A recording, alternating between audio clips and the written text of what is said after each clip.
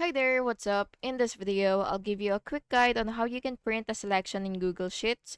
So, this will help you to save paper and print only what you need. First, you will highlight the exact cells that you want to print. So, for example, these cells right here. So, just go ahead and click them. And now, what you will do is you will click File, which is right here. And then you will search for, or you will look for print.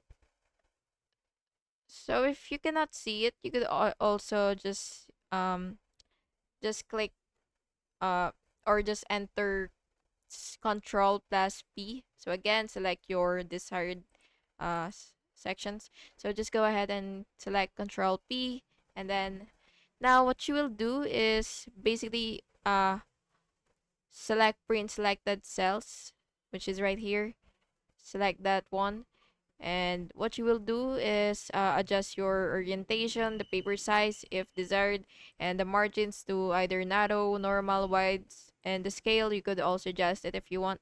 And you will just have to click next if you're satisfied with the output. And then, yeah, that's basically how you do it. And I hope you found this video helpful. And if you did, please make sure to like and subscribe for more videos like this. Thank you, and have an awesome day.